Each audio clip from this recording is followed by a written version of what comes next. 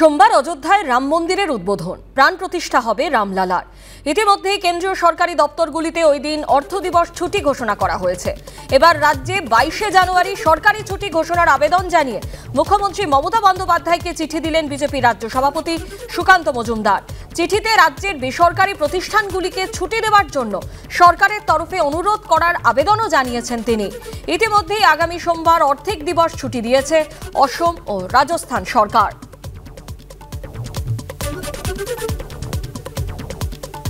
সোমবার অযোধ্যায় রাম মন্দিরের উদ্বোধন, প্রাণ প্রতিষ্ঠা হবে রামলালার।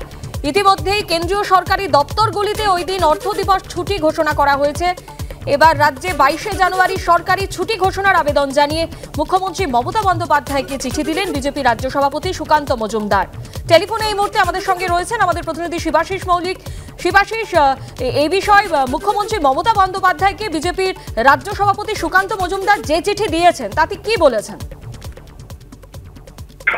মুখ্যমন্ত্রী মমতা বন্দ্যোপাধ্যায়কে বিজেপি রাজ্য সভাপতি সুকান্ত মজুমদার আজ চিঠি দিয়েছেন এবং সেই চিঠির মাধ্যমে তিনি আগামী সোমবার রাজ্য সরকারের তরফ থেকে ছুটির জন্য আবেদন করেছেন।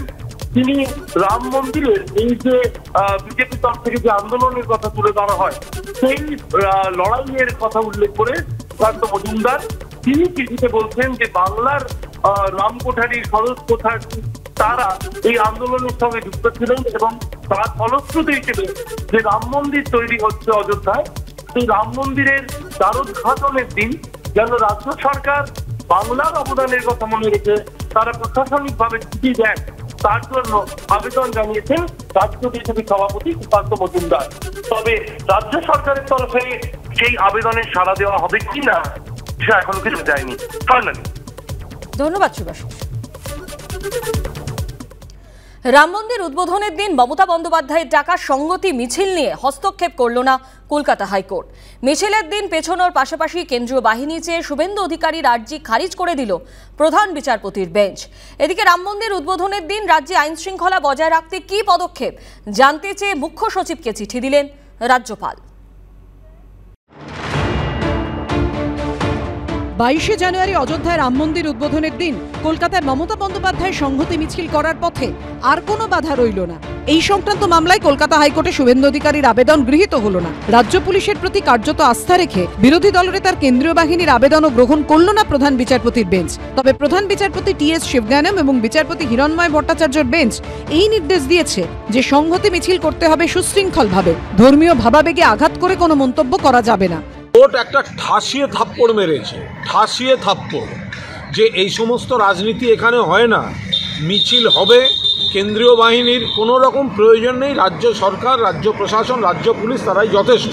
কোর্ট বিজেপিকে বলে দিল যে কোনো অবস্থায় তাদের এই অন্যায় দাবি, জনবিরোধী দাবি, সেগুলো বরদাস্ত করা হবে না। আমি মানুষের জানমাল রক্ষা করার জন্য গেছি, জনস্বার্থে গেছি, আমার দায়িত্ব আছে। কারণ মমতা ব্যানার্জি 23 তারিখে করতে পারতেন, নেতাজির জন্মদিন ছিল 24 তারিখে করতে পারতেন, প্রজাতন্ত্র দিবসের দিন করতে পারতেন, তা না করে তিনি পার্টিকুলার ওই দিন করেছেন। কারণ ওনাকে হিন্দু মুসলিম নির্বিশেষে সবাই চোর নামে ডাকছে, চোর মমতা, তাই তিনি মুসলিম ভোট ফেরাতে চান। সোমবার কলকাতায় কালীঘাট মন্দির সহ বিভিন্ন ধর্মস্থান ছুঁয়ে সংহতি মিছিল করবেন মমতা বন্দ্যোপাধ্যায়। এই কর্মসূচি পিছিয়ে দেওয়ার আবেদন জানিয়ে কলকাতা হাইকোর্টের দ্বারস্থ হয়েছিলেন শুভেন্দু অধিকারী। 22শে জানুয়ারি অর্থাৎ আগামী সোমবার অযোধ্যায় রাম মন্দিরের উদ্বোধন করবেন নরেন্দ্র মোদী। সেদিনই কালীঘাট মন্দির, মসজিদ, গির্জা, গুরুদ্বার ছুঁয়ে মিছিল করবেন মমতা বন্দ্যোপাধ্যায়। একই দিনে নিজের বিধানসভা কেন্দ্র নন্দীগ্রামে একগুচ্ছ কর্মসূচি নিয়েছেন শুভেন্দু অধিকারী।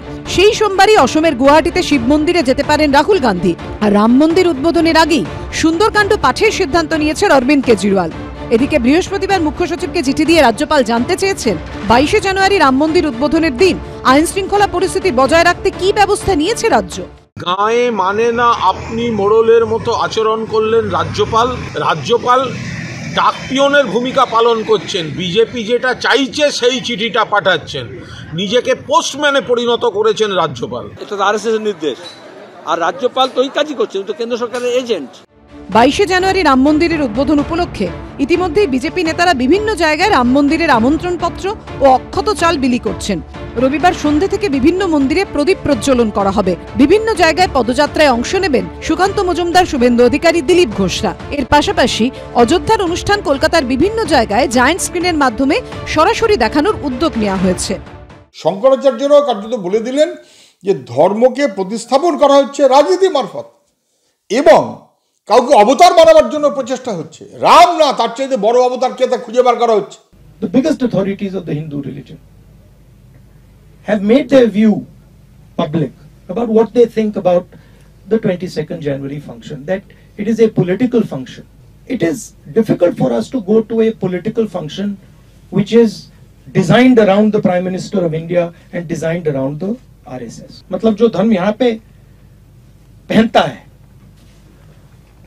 वो धर्म का फायदा उठाने की कोशिश करता है। मैं अपने धर्म की फायदा उठाने की कोशिश नहीं करता हूं, मुझे उसमें इंटरेस्ट नहीं है। তো আপাতত রাজ্যে ও দেশে ধর্মের পথ বেয়ে তরতরিয়ে এগোচ্ছে রাজনীতি। সৌভিক মজুমদার, শিবাশিস মৌলিক ও সুনীত হালদারের রিপোর্ট, এবিপি আনন্দ।